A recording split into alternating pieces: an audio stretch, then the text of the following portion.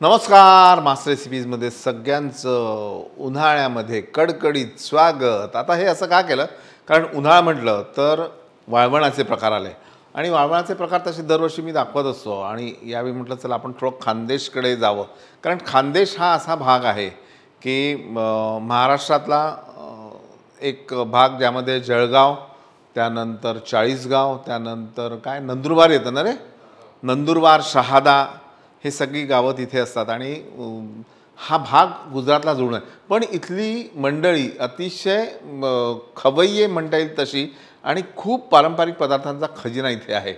त्यातले बिबडे नावाचा एक जो प्रकार आहे, तर बिबडे आपल्याला बनवायचे आहे आणि या बिबड्यांसाठी गहू, तांदूळ आणि ज्वारी तिन्ही प्रकार आपल्याला वापरायचे आहे। फक्त पद्धती वेगवेगळ्या। 3 दिवस या धान्यांना भिजवायचं आहे आणि रोज याचं पाणी बदलायचं आहे। म्हणजे आज भिजवलं ते पाणी उद्या काढून टाकलं, नवीन पाणी टाकलं, असं करून 3 दिवस भिजवलेले हे गहू, तांदूळ आणि ज्वारी तुमच्या पुढ्यात आहेत। या बघा, गहू भिजल्यानंतर हा असा याचा चीक निघतो, तो चीक आपल्याला वापरायचा आहे आणि टरफल जे आहे ते काढून टाकायचं आहे आणि त्यासाठी हे गहू मी वाटून घेणार आहे। त्यानंतर ज्वारी जी आहे ती डिरेक्टली आपल्याला वाटून घ्यायची आहे आणि तांदूळ जे आहे ते सुद्धा डिरेक्टली वाटू शकतो किंवा या दोघांना उपसून आपण थोडंसं असं ठेवायचं आणि मग त्याची पावडर बनवून ठेवायची, म्हणजे तुम्ही नंतरसुद्धा कधी करू शकता। आत्ता मी काय करतो आहे की तिन्ही ओलसर वाटून त्याचा वापर करणार आहे।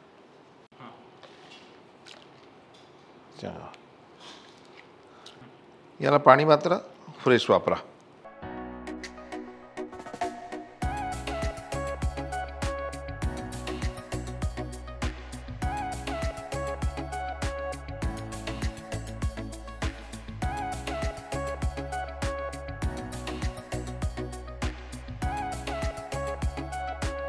आता बघा, हे ज्वारीचं आपलं पीठ, हे तांदूळाचं पीठ एवढं छान असं बारीक तयार झालेलं आहे आणि आता नंबर आहे या गव्हाच्या पिठाचा। पण हे गहू असे घालायचे नाही, गव्हामध्ये हे गहू आपण 3 दिवस म्हणजे सगळीच धान्य 3 दिवस भिजवून याला आपण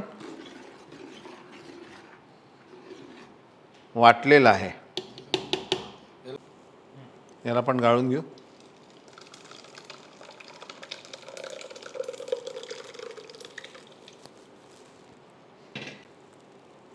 तसं आता मला म्हणेल कोणी की का सर आता हे कोण करतं या जमान्यामध्ये, पण कोणी करो न करो या जुन्या ज्या पद्धती आहेत त्या दाखवणं हे मी माझं कर्तव्य समजतो आणि माझं कर्तव्य मी पार पाडणारच।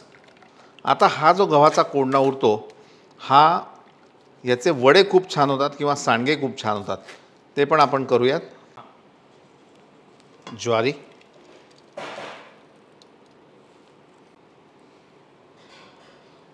तांदूळ आणि हे गव्हाचं सत्व,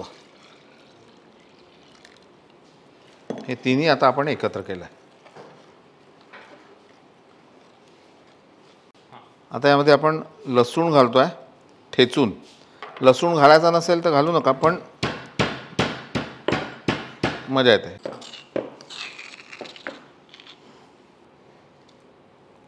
तीळ आणि जाडसर कुटलेली लाल मिरची,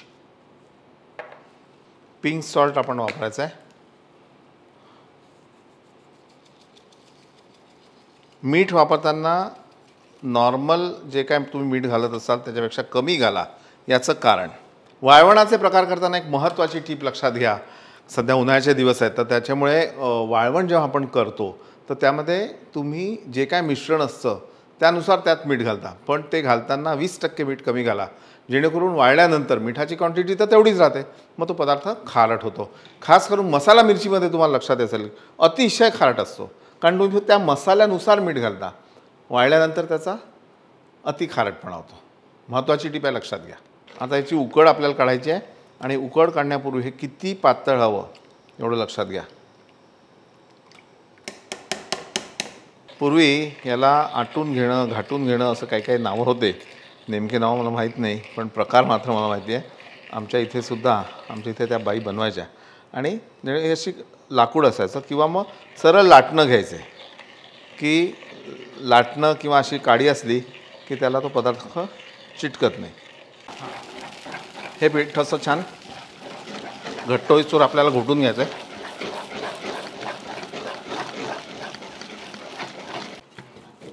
आता बघाल हळूहळू हे पीठ खूप घट्ट होतं आहे आणि हा चमचा जो आहे हा तुमचा असा उभा राहतो. ही खूण म्हणजे तुमचं पीठ जे आहे ते छान शिजत आहे, ही खूण आहे. आता बघा हे पीठ आपलं छान तयार झालं. तुम्ही बघत असाल की वरचा रंग थोडा पांढरटसर आहे, पण खालून जे पीठ वर येत आहे ते पिवटसर आहे. याचा अर्थ पीठ छान आपलं शिजलेलं आहे. आता ह्याला एक 5 मिनटं आपण असंच झाकून ठेवूयात. आता हे पीठ आपले सगळे दळून झाले. त्यानंतर जर तुम्हाला लगेच करायचं असेल तर त्यामध्ये तिखट, त्यानंतर तीळ आणि लसूण हे घाला. पण असं मिक्स करून तुम्ही 1 दिवस जर ठेवलं, अजून फर्मेंट होऊ दिलं तर ते थोडे आंबट होतात. आणि that is up to you की आत्ता करायचं की उद्या करायचं. आपण काय करायचं? आत्ता करायचं? आत्ता करू. चला करूयात. आता जसे जसे आपल्याला पापड बनवायचे तसं तसं पीठ काढून आपण थोडंसं थंड करून घेऊ.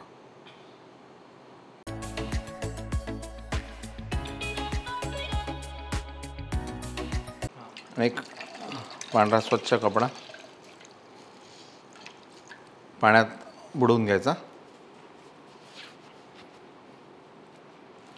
आणि हे पीठ जेवढं आपल्याला पापड करायचं आहे तेवढं हे पीठ घ्यायचं आणि पाण्याच्या हाताने ह्याला असं पसरवायचं.